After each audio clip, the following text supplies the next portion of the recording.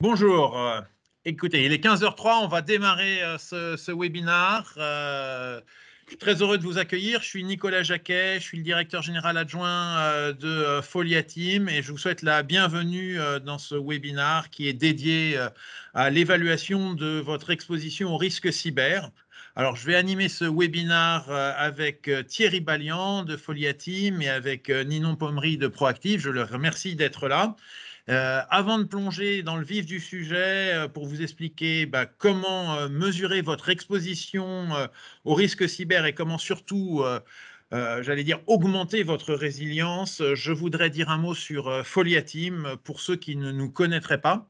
Alors Folia Team, dans Folia Team, il y a Team et c'est vrai que c'est avant tout une aventure humaine et c'est souvent comme ça qu'on se présente, hein. On est 350 salariés, donc une entreprise à taille humaine qui est répartie dans toute la France, 11 agences, une entreprise qui est détenue par ses managers. On a fait une levée de fonds conséquente il y a de ça 1 an et ça a été important pour nous, on va le voir tout à l'heure, pour développer et renforcer nos activités de cybersécurité.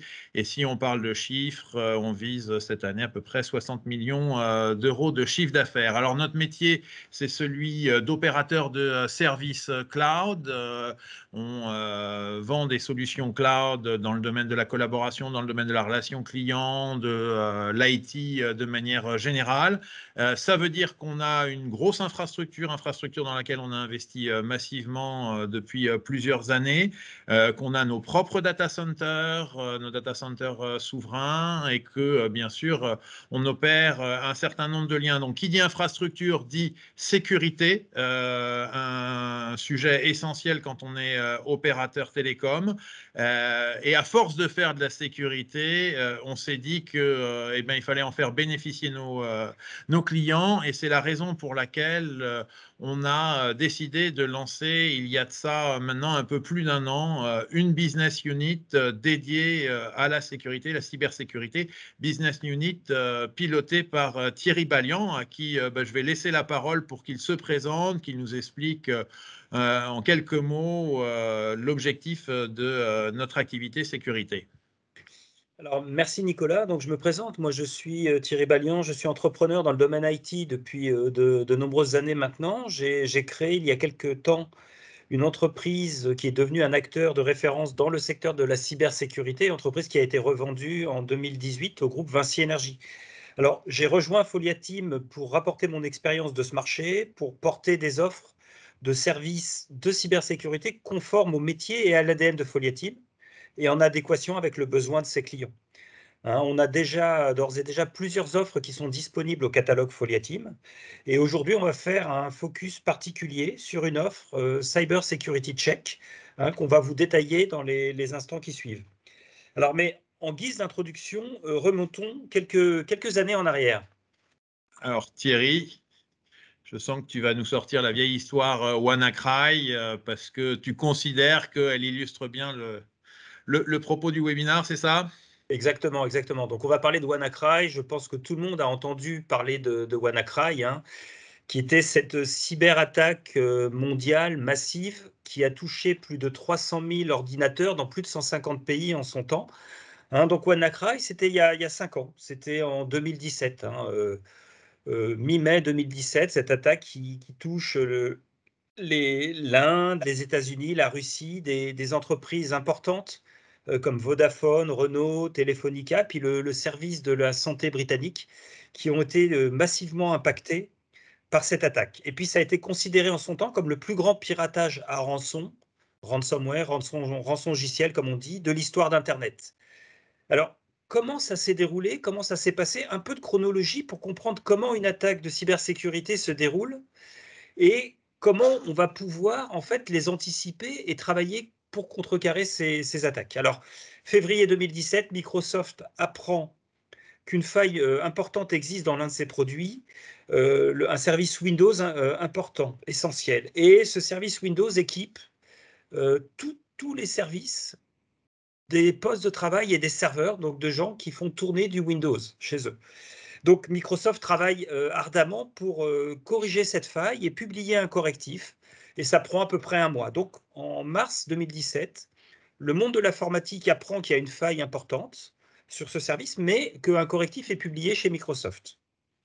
Alors, ce qui va se passer ensuite pendant un mois, c'est qu'il ne va pas se passer grand-chose, mais qu'un mois plus tard, un exploit est disponible sur Internet. Alors, un exploit, c'est quoi? C'est un petit programme informatique qui est diffusé par des pirates et qui va permettre d'exploiter une faille, et notamment cette faille chez Microsoft. Et là, on est en situation à risque parce que cet exploit, c'est un petit programme qui est mis entre les mains même d'un informaticien pas spécialement expert, va permettre d'exploiter cette faille et de procéder à des attaques. Et là, il se passe ce qui doit se passer. Moins d'un mois après, on arrive à WannaCry et on a cette attaque massive importante. Alors on se dit, OK, voilà la chronologie, mais qu'est-ce que je pourrais faire? Comment je pourrais me comporter pour éviter? Et puis connaissant un peu ces chronologies, je pourrais anticiper. Alors la première chose que l'on va faire, c'est d'identifier les machines vulnérables. En fait, une machine, quand elle est vulnérable, il faut le savoir, il faut la connaître, et il va falloir remédier à cette vulnérabilité. Et comment on va remédier à cette vulnérabilité? Eh ben, on va se faire en sorte que l'on va pouvoir mettre à jour cette machine ou alors l'isoler si vraiment la mise à jour n'est pas possible. Et là, on voit que dans la chronologie, il y a un certain nombre de choses à faire dans le temps qui suit l'évolution de cette attaque. Donc, est-ce qu'on a été capable de capitaliser à l'issue de cet apprentissage et de cette chronologie? Si on regarde ce qui se passe un mois après, en juin 2017, on a une nouvelle attaque massive, NotPetya, qui utilise exactement la même faille et exactement le même exploit. Et là, on va toucher des entreprises majeures comme Lul, Maersk, le groupe Saint-Gobain, et on arrive à des coûts importants, à la fois dans la reconstitution des équipements informatiques qui sont impactés et puis dans les pertes d'exploitation de ces entreprises. Donc on est un mois après, il y a eu une attaque massive WannaCry, on n'a pas su faire, on est en juin 2017, on récupère NotPetya. On va un an plus tard, septembre 2018, Avira, c'est une entreprise qui intervient dans le domaine de la cybersécurité, hein, qui produit des logiciels, notamment antivirus. Et ben, un an après, Avira va encore repérer au moins chaque jour 15 000 machines vulnérables et va les désactiver. Et puis on se dit, bah non, on a continué, on a capitalisé, on s'est amélioré. Bah non, pas vraiment, on est en juin 2021. Et à cette époque-là, on va compter encore plus d'1 million de machines exposées sur Internet qui font encore tourner cette souche logicielle. Et on est massivement à risque sur ces machines. Donc aujourd'hui, on se dit, bah voilà, on a de l'historique, on connaît tout ça, les rançongiciels sont importants, et puis, eh ben, que fait-on pour contrecarrer ces attaques? Et puis, on est en droit de se poser la question, nous ici, au sein de cette assemblée, est-ce qu'on a tiré parti de cette expérience malheureuse? Hein, c'est la question qu'on est en droit de se poser. Alors, on va justement la poser, cette question, on va vous la poser à travers un sondage. On va vous demander d'y répondre. Normalement, une première question va s'afficher. On va vous demander si vous avez un inventaire à jour de votre parc informatique. Quand je dis un inventaire, qui inclut les postes, les mobiles, les serveurs, les box, les clés 4G. Est-ce que finalement vous avez une connaissance parfaite de tous les points d'accès extérieurs? Voilà, répondez oui, non. Tout ça, ça reste anonyme. On n'en profitera pas pour aller vous attaquer, mais ça permet de savoir où est-ce qu'on en est les uns les autres. Toujours intéressant de se comparer. Alors, pour l'instant, une dizaine de réponses, 11 réponses, 13 réponses. On est plus de 40 sur le call. Dès qu'on arrive à un peu plus d'une vingtaine de répondants, on arrêtera cette première question puisqu'il y en aura une deuxième. 18, on va avoir du mal à atteindre le quorum. Ça y est, 20 réponses. Alors, 20 réponses, finalement, c'est assez partagé, hein, Thierry, quand on regarde les choses. Il y a un peu plus de personnes qui répondent non. Je n'ai pas forcément un jour un inventaire. Tant mieux, c'est bien que vous soyez là à ce webinaire parce qu'on va peut-être pouvoir vous aider. Il y a tout de même 41 personnes qui considèrent qu'elles ont un inventaire à jour. Mais là aussi, il y a sans doute des choses qu'on pourra faire ensemble. Alors, peut-être une deuxième question. Cette fois-ci, pour savoir, au-delà de l'inventaire, comment est-ce que vous appliquez les correctifs logiciels sur vos équipements informatiques. Est-ce que c'est dès que c'est nécessaire, voilà, il y a le virus qui apparaît, hop, je mets à jour mon correctif, ou finalement je le fais tous les mois ou tous les trimestres, ou comme on l'a vu tout à l'heure sur WannaCry, je le fais une fois tous les 4 ans. Alors pareil, je vous laisse répondre. On est à 13 réponses, 14 réponses. Soyez honnêtes. Une bonne façon de se benchmarker.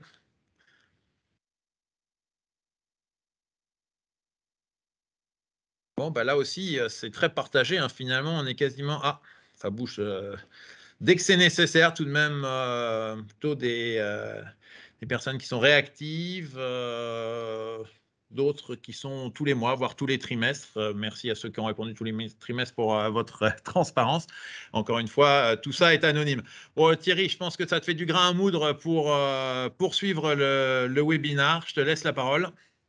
Ok, merci. Alors, effectivement, je pense que c'est important d'être conscient de ces démarches et de ces bonnes pratiques à adopter. Alors, on va être sur cette démarche, justement, on va avancer avec vous sur la démarche et dire qu'un des points importants, alors connais-toi toi-même, là, le précepte philosophique de Socrate, nous, on va pas faire de l'introspection, mais on va plutôt pratiquer l'inspection. Hein, c'est-à-dire comment on va aller traiter ces vulnérabilités, sachant que cette gestion des vulnérabilités, c'est un des piliers fondamentaux de la cybersécurité. Ça fait partie des règles d'hygiène essentielles. Hein. L'ANSSI, l'Agence nationale de la sécurité des systèmes d'information, a produit un guide qui permet d'accompagner les entreprises, alors les PME comme les grandes entreprises, et notamment dans ce guide, alors que je vous encourage à les lire, à les télécharger sur le site de l'ANSSI, c'est en accès libre. Il y a 2 points essentiels parmi les 3 premiers. Connaissez-vous bien votre parc informatique? Et 3e point, appliquez-vous régulièrement les mises à jour. En effet, ce sujet est un des sujets majeurs. Alors, pour la petite histoire, la question numéro 2, c'est pratiquez-vous régulièrement des sauvegardes? En général, les sauvegardes sont pratiquées de façon régulière, mais alors la connaissance du parc et la mise à jour des logiciels n'est pas toujours correctement pratiquée, et c'est un des principes fondamentaux. Hein. La bonne démarche, en fait, c'est connaître son parc, faire un inventaire. 2, connaître les vulnérabilités et les identifier, point majeur. Et 3, procéder à la remédiation. Hein. Et cette remédiation est importante dans la mesure où c'est ça qui va prémunir l'entreprise contre toute attaque. Alors, il se trouve que cette démarche est parfaitement intégrée dans notre offre Cyber Security Check. Hein, l'offre complète va permettre de procéder à l'inventaire, à l'identification des vulnérabilités et aux travaux de correction et de remédiation. Alors, à ce niveau de la présentation, je vais passer la main à Ninon, qui va nous faire une présentation du produit Proactive. Bonjour à tous, je suis Ninon Pommery, channel manager chez Proactive. Et aujourd'hui, voilà, l'idée, c'est de vous parler un petit peu de Sherlock. Qu'est-ce que c'est que Sherlock et pourquoi est-ce qu'on a créé ça? Pour, résumer un peu ce qu'a présenté Thierry et ses arguments, je suppose que vous voyez tous le réseau, qui est symbolisé ici par des points jaunes reliés par des traits. Et en fait, l'idée, c'est de se dire qu'un réseau, hein, c'est un ensemble de points, ces points jaunes, un ensemble d'équipements qui sont reliés, par des flux, au réseau. Et une attaque en cybersécurité, ça passe par, une attaque en local. Donc on imagine l'un des points jaunes, attaqué et puis ça rebondit sur les autres appareils et le mécanisme, de rebond, c'est, via les failles de sécurité des appareils, les vulnérabilités des appareils. Donc on comprend en fait que si je souhaite éviter l'attaque généralisée comme on entend, tous les jours dans l'actualité, soit je n'ai pas d'attaque en local, à savoir, pas de clé USB verrouillée, pas de mauvais mail d'ouvert, pas de mauvaises, pièces jointes de cliquer ou bien, je supprime mes vulnérabilités. Pour cela, encore faut-il les connaître et ça, c'est l'objet, de la solution qu'on a développée, Sherlock. Je vais te laisser du coup Thierry, passer sur, voilà.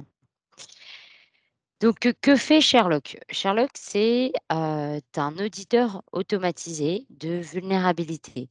Parce que jusqu'à présent, en fait, les audits de vulnérabilité existaient, mais sont des outils qui sont ponctuels. Or, des failles de sécurité, en fait, c'est pas parce qu'on les traite aujourd'hui qu'on est OK demain.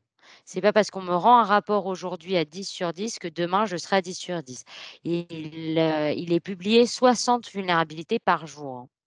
Je vous laisse imaginer ce que ça fait sur une année. Et donc, les outils d'audit actuels sont des outils qui sont ponctuels, qui nécessitent énormément de configuration, qui sont à l'égard, d'auditeurs ou d'experts en cybersécurité. Donc une entreprise de taille moyenne ou une petite entreprise ne va pas avoir forcément les moyens, de se procurer des audits complets. Et ce qu'on a voulu rendre possible avec Sherlock, c'est justement en branchant un boîtier sur mon réseau, je n'ai aucune autre configuration à faire sur mon boîtier. Lui va faire de l'autodétection de tous les appareils qui sont connectés au réseau et il va remonter leurs failles de sécurité, leurs vulnérabilités, pour ensuite préconiser des conseils en termes de correctifs à appliquer sur le parc en amont de l'attaque. De sorte que le jour où j'ai une attaque, hein, parce que c'est pas est-ce que c'est quand, le périmètre de l'attaque va être restreint. Donc j'ai une attaque en local, mais l'agent malveillant ne va pas pouvoir rebondir d'appareil en appareil pour infecter mon réseau. Voilà le principe de Sherlock. Donc comment ça fonctionne? Comment ça marche? À quoi ça ressemble? Je vais vous le montrer tout de suite, mais avant je synthétise un petit peu, l'objet de la solution. En fait, j'ai une interface qui est embarquée dans mon boîtier et à partir du moment où je branche mon boîtier, je peux m'y connecter. En quelques minutes, les informations ressortent et sur cette interface, pas de cloud chez nous, hein, vraiment embarqué. Donc pour y accéder en local sur votre réseau ou bien, via VPN. Et je retrouve 3 choses très importantes, un inventaire complet de tout ce qui a une IP, sans exception, imprimante, automate, caméra, TOIP, le matériel biomédical dans les hôpitaux et cetera. Je vais retrouver les failles de sécurité de chacun des appareils et des services ouverts et puis je vais retrouver les correctifs en clair à l'égard de l'administrateur du parc. Quand je dis en clair à l'égard de l'administrateur du parc, je signifie par là, on ne va pas vous parler du patch, 32 060 de la vulnérabilité XYZ. On va vous dire: «Mettez à jour le service, fermez le service, chiffrez le service» et cetera ou «Mettez à jour la version». Je passe tout de suite sur la démonstration de celle-ci. Alors, comment ça marche? J'ai branché mon boîtier, on a 3 tailles de boîtier selon la taille de l'entreprise. J'ai branché mon boîtier en RJ45 et prise courant et il va se mettre au travail directement. À partir du moment où il se met au travail, je reçois une URL de connexion qui généralement va porter le nom de l'entreprise cliente .proactive.site. Je rentre cette URL de connexion et je rentre mon adresse mail, je reçois un mot de passe à usage unique. J'accède sur cette première page. Cette première page est très synthétique. Vous allez avoir à la fois des news de votre réseau, donc l'actualité de votre réseau, le nombre total d'actifs, d'appareils connectés au réseau. J'en ai 33 ici. Je vois que j'ai 14 appareils qui présentent une vulnérabilité au moins. J'ai la note globale de mon réseau qui, par défaut, est la note de mon plus mauvais appareil et j'ai la répartition de mes appareils par niveau de risque. Cette répartition, elle se fait de manière officielle, hein. On a un système de notation qui existe, qui recense les vulnérabilités et leur niveau de criticité et donc je vais avoir des appareils en critique, haut, moyen, bas et sain. Je bascule ensuite sur, l'inventaire de mon parc. Alors c'est en soi-même un argumentaire pour les administrateurs de parc, parce que ce qui peut leur prendre parfois des jours, des semaines, voire plus, va ici leur prendre quelques minutes. Donc je vais voir tous les appareils qui sont connectés, une ligne par appareil et je vais avoir le segment, heu par, système d'exploitation, par typologie d'appareil. Je vais retrouver l'IP résolu en nom quand c'est possible, la note de chaque appareil et la vulnérabilité des appareils. À gauche, j'ai des pré-filtres qui ont été conçus par Proactive. Vous allez avoir des filtres par réseau, des filtres selon la typologie et puis la possibilité de créer des groupes. Typiquement, on a des entreprises clientes, des groupements hospitaliers. Vous allez avoir le CH, mettons, de Fréjus qui ne sera pas forcément sur le même plan que le CH de Saint-Tropez. On va pouvoir créer ces groupes par typologie d'appareil ou autre. Et puis, une fois que j'ai créé mes groupes, je vais pouvoir les exporter selon 2 formats. Le format PDF, que je vais vous montrer tout de suite, et le format Excel.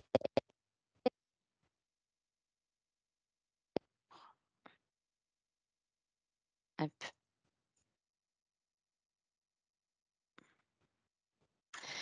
Le format PDF, lui, il est vraiment orienté direction d'entreprise, au sens où alors il ne se passe pas de l'intervention de l'interprétation de l'administrateur de parc, mais il va être très synthétique, coloré aux couleurs de l'interface.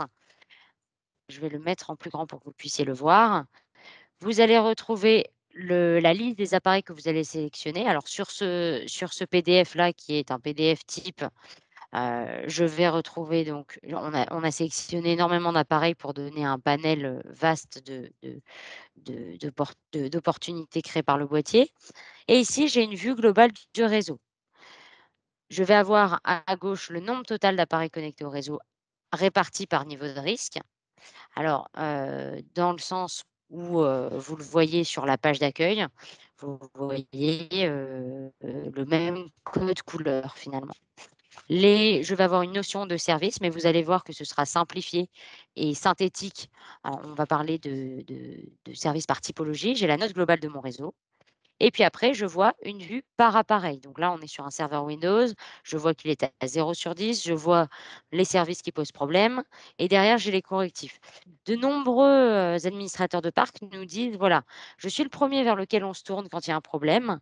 Mais quand je veux mettre en œuvre des actions, des ressources humaines ou matérielles, je ne suis pas écouté. Avec un rapport comme ça, l'idée, c'est vraiment de dire, voilà, monsieur, alors voilà, direction. Aujourd'hui, le réseau est à 0/10.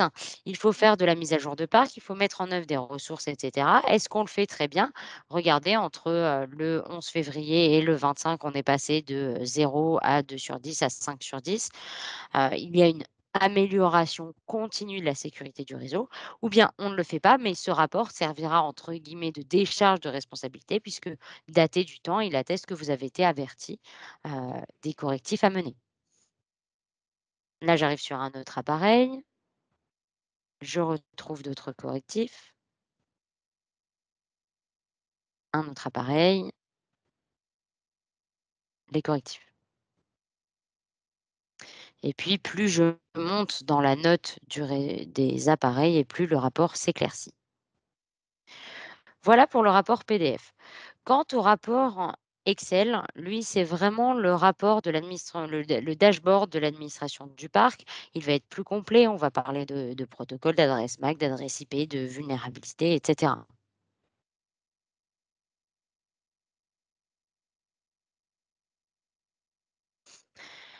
Je peux revenir sur mon interface. On a retrouvé donc l'inventaire. On a vu qu'on pouvait générer de manière sécurisée des rapports.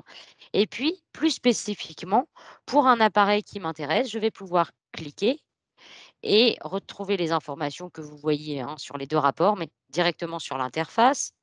Je vais retrouver les services ouverts. En rouge sont ceux qui posent problème. Je peux encore aller dans les détails. Les vulnérabilités, hein, les fameuses vulnérabilités dont on parle, hein, qui sont officielles, qui ont une notation. Proactive a créé une base de connaissances dans laquelle, lorsque vous cliquez sur la vulnérabilité, celle-ci est traduite en français. Vous avez les critères qui font la gravité de cette vulnérabilité. Et enfin, pour chaque appareil, je retrouve les correctifs qui me sont proposés, hein. Ce sont les mêmes que ceux que vous avez vus sur le PDF.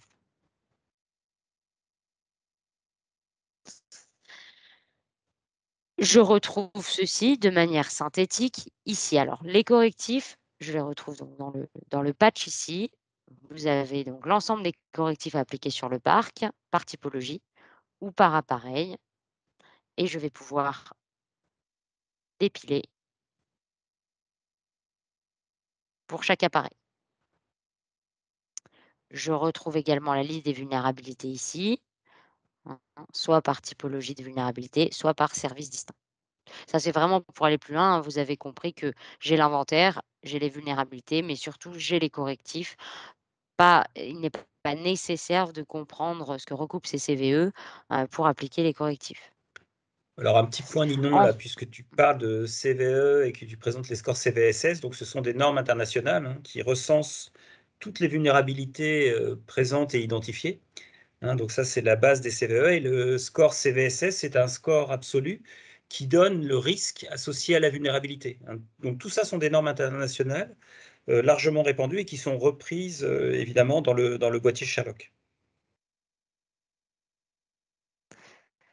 Merci Thierry merci pour cette intervention très juste. En fait, voilà, nos serveurs chez Proactive, récupèrent des bases de données officielles, que sont NIST, Vulner, Exploit Database, la liste des vulnérabilités à jour et puis les boîtiers, toutes les heures, viennent interroger nos serveurs pour récupérer cette liste à jour.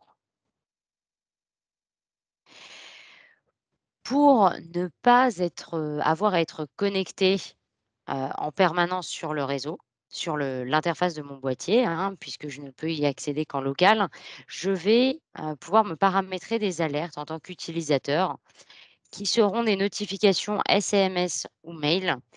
Heu, Par exemple, lorsque j'ai, l'un de mes audits qui est terminé, un audit qui est terminé, je reçois une notification sur une plage horaire ou hebdomadaire que je souhaite, me disant: «Voilà, l'audit est terminé, venez vous connecter sur votre interface, vous avez tant de vulnérabilités critiques, hautes, moyennes ou basses».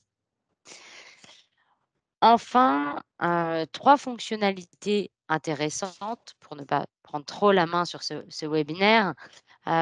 Vous avez la possibilité de figer l'état du réseau. Quand j'ai un réseau qui est connu, qui ne devrait pas beaucoup bouger, beaucoup évoluer, je souhaite le figer et je serai ainsi alertée lorsqu'un nouvel appareil se connecte sur mon réseau. Par ailleurs, je peux fixer moi-même mes intervalles d'audit.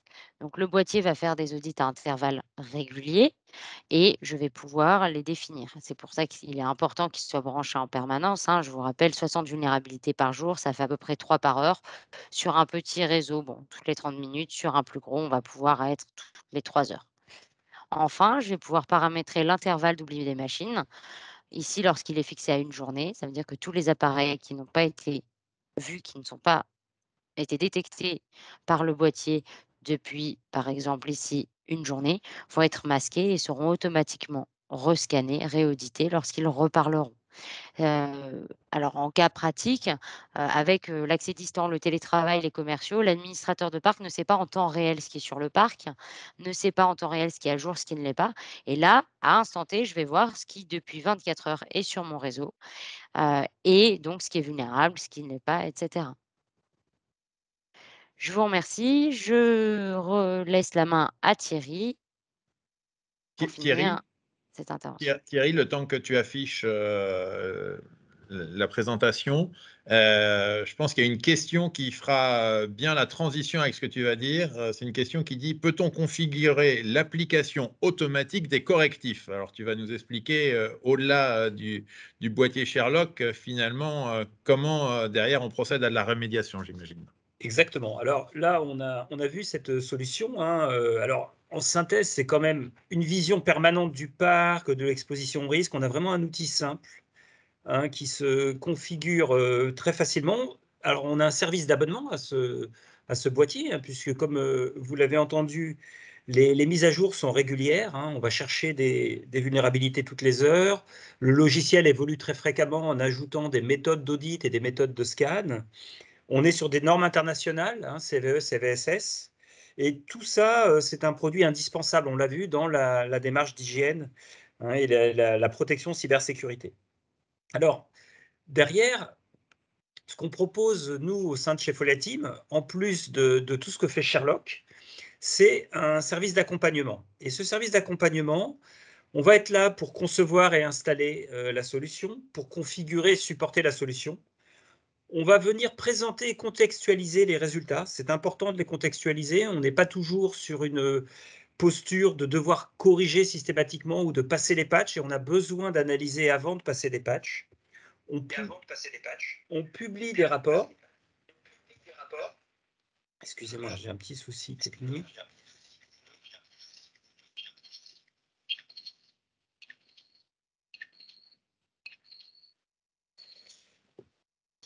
Et on va venir...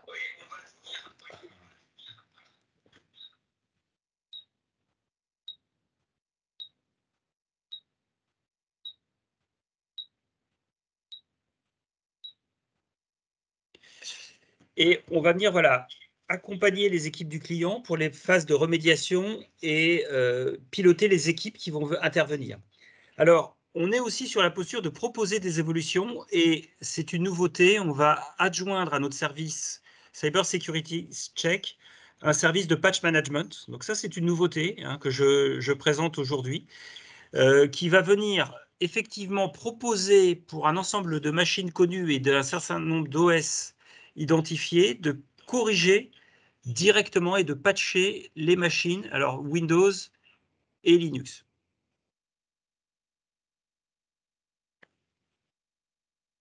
Alors, à qui s'adresse ce service?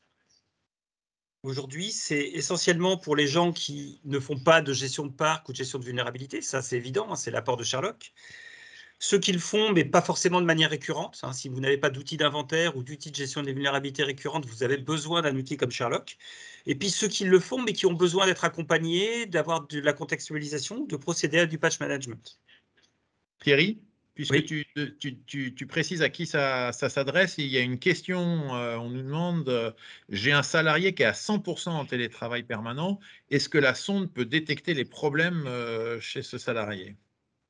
Oui, alors effectivement, la sonde va pouvoir identifier, scanner tout équipement connecté avec une connectivité réseau. Donc la sonde, elle fait le réseau local évidemment, mais elle peut aussi faire les sites distants, pour peu qu'on ait une connectivité réseau et qu'elle soit configurée pour ce faire.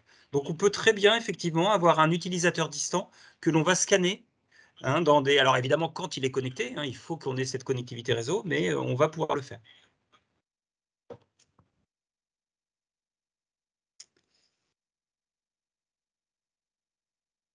Alors, quelques éléments tarifaires pour vous donner un aperçu de ce que l'on peut faire avec Sherlock et le service.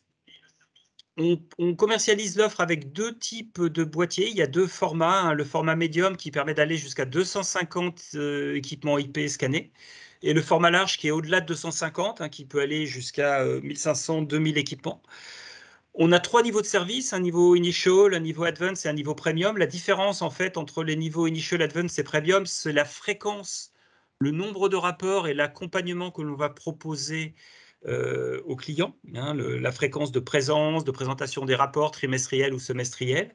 Et sur un niveau initial, un niveau assez basique avec du support, on arrive à un prix par équipement qui va représenter moins de 2 € par équipement scanné et par mois.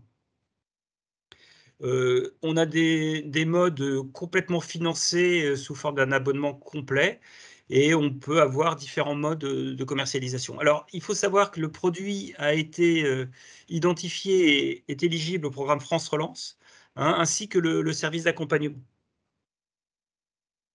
Donc ça, c'est intéressant pour le... Oui, vas-y. J'ajoute également que depuis une semaine, on est référencé, on a le label, France Cybersécurité. Très bien.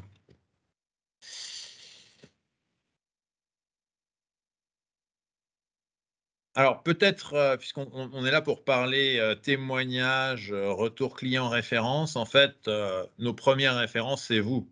Nos premières références, c'est vous, parce qu'on espère bien sûr que vous allez souscrire à ce service. On propose d'ailleurs pour ce faire aux personnes qui sont connectées aujourd'hui de bénéficier de 15 jours d'essai gratuits pour pouvoir tester notre offre Cyber Security Check. Et si jamais elle donne ce service vous donne satisfaction, ce qu'on espère bien évidemment, on fait une promotion de 2 mois d'abonnement offert. Voilà, ça c'était pour la page de pub. Vous serez nos prochaines références. Maintenant, des références, en fait, quand on regarde, sans les détailler, il y en a un petit peu dans tous les secteurs. Je pense qu'on peut passer au slide suivant, puisque finalement, c'est un service qui s'adresse bien sûr aux acteurs du secteur public qui bénéficient de France Relance, mais ça s'adresse aussi aux acteurs du secteur privé. On a un certain nombre de clients qui sont dans le monde de la santé. En fait, ça couvre tous les typologies de besoins et comme l'a exprimé tout à l'heure Thierry, on a une typologie à la fois de boîtiers et de services associés qui font qu'on s'adresse aussi bien aux PME qu'aux grands groupes. Voilà, ça c'était pour donner une vision de à qui peut s'adresser le service Cyber Security Check. Maintenant, on va rentrer dans la dernière partie de ce webinaire, la partie questions-réponses. Alors, certains ont déjà osé poser des questions par le module de chat. Vous pouvez continuer à le faire comme ça. Vous pouvez aussi enlever vos micros pour les poser en direct. Et en attendant que la première question soit posée, parce que c'est toujours compliqué d'être le premier à poser une question, moi je vais en poser une à Ninon, parce que c'est un sujet qui revient régulièrement sur la table à chaque fois qu'on parle Cyber Security Check avec nos clients. Mais est-ce que tout ça, ça ne vient pas un peu perturber la production informatique? Alors, tu es en mute, Nini. Voilà. Merci pour cette question. Il faut savoir que, selon la taille du réseau, le boîtier, représente moins d'1 kilobit sur la bande passante. On teste des modules d'exploitation des vulnérabilités uniquement sur des vulnérabilités dites stables. C'est un boîtier qui équipe des hôpitaux qui, disposent de matériel biomédical qui ne souffrent pas de tomber en panne pour des raisons évidentes. Non, le boîtier ne perturbe pas la production et en ce sens, nous sommes d'ailleurs, référencés par l'ANSSI dans le cadre du plan France Relance pour les collectivités, institutions publiques et cetera. Ce qui est bien que, voilà, c'est un gage de confiance sur la solution, équipant le réseau des clients. Merci. Alors, en attendant qu'il y ait encore des questions qui se posent, tu l'as abordé tout à l'heure, mais c'est peut-être pas mal de le redire. On a compris qu'il y avait 60 vulnérabilités nouvelles chaque jour, mais finalement, la fréquence de mise à jour du boîtier, c'est quoi? Donc, le boîtier, lui, vient interroger nos serveurs toutes les heures pour se mettre à jour avec les bases de données de vulnérabilité. Donc ça, c'est automatique. Et puis, il y a un deuxième type de mise à jour qui est plus «occasionnel» entre guillemets, puisque, en nocturne, entre 3 et 5 heures du matin, il va venir interroger nos serveurs pour récupérer des mises à jour d'interface, de modules de sécurité, ou de version, quand il y en a. D'accord, très clair. Alors, les uns et les autres, hein, n'hésitez pas à poser vos questions. On se fera un plaisir d'y répondre. S'il n'y a pas de questions, j'espère que ça veut dire que tout est clair. Moi, je sais qu'on nous pose des questions. Là, je me tourne vers Thierry, parce que c'est une question récurrente là aussi de nos clients. Mais finalement, comment vous positionnez cette offre et plus spécifiquement cette solution proactive par rapport à la concurrence? Est-ce que tu peux donner quelques éclairages, Thierry? Oui, alors je vais répondre. En fait, des produits de gestion de vulnérabilité, il y en a plusieurs sur le marché. Jusqu'à maintenant, les solutions étaient plutôt complexes, destinées aux grands comptes, avec alors des prix associés évidemment à cette complexité et cette richesse. On trouve dans Sherlock, en fait, la capacité à la fois à adresser très facilement cette problématique. La solution est très simple et marche fonctionne directement.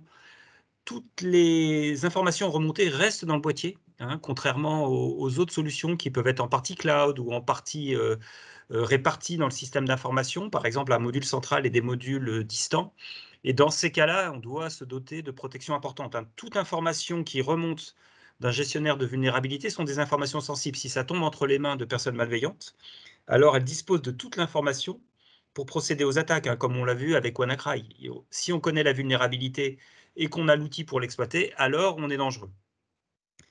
Donc ça, c'est vraiment un point clé et vraiment un discriminant sur ces offres, cette simplicité, cette sécurité embarquée du fait de ce boîtier autonome, hein, et ce positionnement prix qui va vraiment faire la différence sur le marché. Je profite d'avoir la parole, Nicolas, pour compléter un peu ma réponse tout à l'heure à la question du patch management. Les travaux d'accompagnement de Follet Team sont là aussi pour mettre en perspective les vulnérabilités remontées et les besoins de correction ou de protection. Hein, on ne peut pas toujours être sur une posture de remédiation immédiate, de passage de patch. On a des applications sensibles sur des serveurs sensibles. Passer un correctif système sur un serveur sensible, ça peut être problématique. Ça peut perturber une production. Hein, on prend l'exemple d'une CRM ou d'une application de gestion interne importante. On ne peut pas dire, allez, je patch mon serveur Windows et tout va bien se passer. Non, ce n'est pas comme ça que ça se passe dans une vraie production informatique. On prend des précautions, on travaille avec l'éditeur, on travaille avec l'intégrateur, hein, et on planifie ces remédiations. Hein, donc là, c'est important, c'est notre rôle d'accompagnement. Et par contre, partout où ça sera possible, on mettra en place ce patch management, hein, et ces correctifs automatiques sur des solutions identifiées et connues pour ne pas être, on va dire, perturbées par une mise à jour. Hein, donc c'est vraiment, on distingue vraiment ces travaux-là et c'est la valeur ajoutée aussi de ce qu'on apporte. Hein. C'est très clair. Alors, je vois qu'il n'y a pas de questions.